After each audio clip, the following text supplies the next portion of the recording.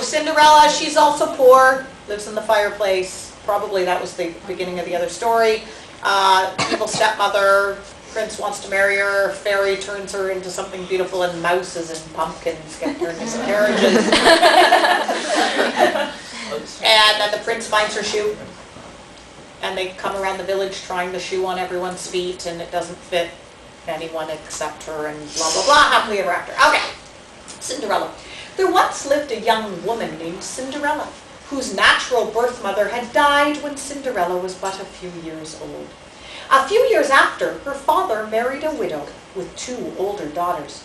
Cinderella's mother of step treated her very cruelly, and her sisters of step made her work very hard, as if she were their own personal unpaid labor. One day an invitation arrived at their house. The prince was celebrating his exploitation of the dispossessed and marginalized peasantry by throwing a fancy dress ball at their expense. Cinderella's sisters of step were very excited to be invited to the palace. They began to plan the expensive clothes they would use to alter and enslave their natural body images to emulate an unrealistic standard of feminine beauty. It was especially unrealistic in their case, as they were differentially visaged enough to stop a clock. Her mother of step also planned to go to the ball, so Cinderella was working harder than a dog, an appropriate, if unfortunately specious, metaphor. When the day of the ball arrived, Cinderella helped her mother and sisters of step into their ball gowns, a formidable task. It was like trying to force 10 pounds of processed non-human animal carcasses into a 5-pound skin of hot dog. Next came immense cosmetic augmentation, which it would be best not to describe at all. As evening fell, her mother and sisters of step left Cinderella at home to finish her housework. Cinderella was sad, but she contented herself with her Holly Near records. I don't know that reference anymore. With her, let's make another one. With her Justin Timberlake records. Suddenly there was a flash of light, and in front of Cinderella stood a man in loose-fitting, all-cotton clothes and wearing a brimmed hat. At first, Cinderella assumed he was a southern lawyer or a bartender. Soon put her straight. Hello, Cinderella. I am your fairy god person, or individual deity proxy, if you prefer. So you want to go to the ball, eh? And bind yourself into the male concept of beauty? Squeeze into some tight-fitting dress that will cut out your circulation? Jam your feet into high-heeled shoes that will ruin your bone structure? Paint your face with chemicals and makeup that have been tested on non-human animals? Oh, yes, definitely. The fairy god person heaved a great sigh and decided to put off her political education for another day. With his magic, he enveloped her in a beautiful bright light and whisked her away to the palace. Many, many carriages were lined up outside the palace that night. Apparently, no one had ever heard of carpooling. Soon, in a heavy, gilded carriage painfully pulled by a team of horse slaves, Cinderella arrived.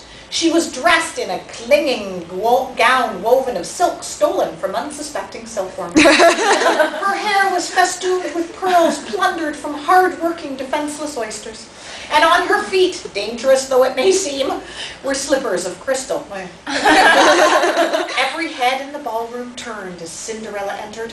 The men stared at and lusted after this woman who had captured perfectly their Barbie doll ideals. The women, trained at an early age to despise their own bodies, looked at Cinderella with envy and spite. And Cinderella's own mother and sisters of step, consumed with jealousy, failed to recognize her. Cinderella soon caught the roving eye of the prince, who was busy discussing jousting and bear baiting with his cronies. Upon seeing her, the prince was struck with a fit of not being able to speak, as well as the majority. The prince was struck with a fit of not being able to speak as well as the majority of the population. Here, he thought, is a woman that I could make my princess and impregnate with the progeny of our perfect genes, thus making myself the envy of every other prince for miles around. And she's blonde, too. The prince began to cross the ballroom towards his intended prey. His cronies also began to walk towards Cinderella. So did every other male in the ballroom who was younger than 70 and not serving drinks. Cinderella was proud of the commotion she was causing. She walked with her head high and carried herself like a woman of eminent social standing. But soon it became clear that the commotion was turning into something ugly, or at the very least socially dysfunctional. The prince had made it clear to his friends that he was intent on possessing the young woman. But the prince's resoluteness angered his friends, for they too lusted after her and wanted to own her and make her part of their domain. The men began to shout and push each other. The prince's best friend, who was a large if cerebrally constrained young man, halfway across the dance floor, insisted he was going to have Cinderella. The prince's response was a swift and universal kick to the groin. Temporarily inactive. The prince was quickly seized by other sex-crazed males, and he disappeared into a pile of human animals. The women were appalled by this vicious display of testosterone, but try as they might, they were unable to separate the combatants. To the other women, it seemed like Cinderella was the cause of all the trouble, so they encircled her and began to display very unsisterly hostility. She tried to escape, but she was wearing those dang impractical glasses that were nearly impossible.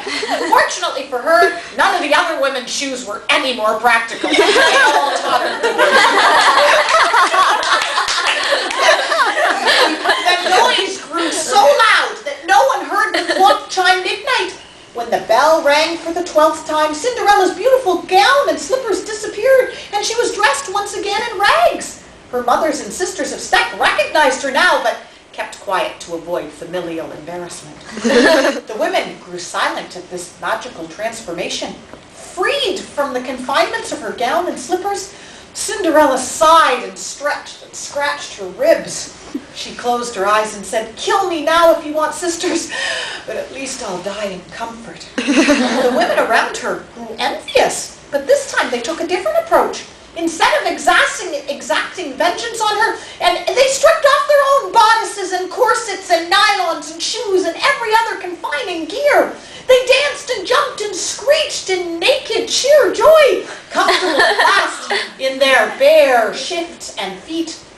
Had the men looked up from their macho dance of destruction, they would have actually seen many desirable women dressed as if for the boudoir. But they never ceased pounding, punching, kicking, clawing each other until to the last they were dead. The women clucked their tongues, but felt no actual remorse. The house and the realm were now theirs. Their first official act was to dress the men, dead on the floor, in their discarded corsets and dresses and tie in their shoes, and tell the media that the fight arose when someone threatened to expose the cross-dressing tendencies of the princes. The second act was to set up a clothing co-op that produced only comfortable and practical clothes for women.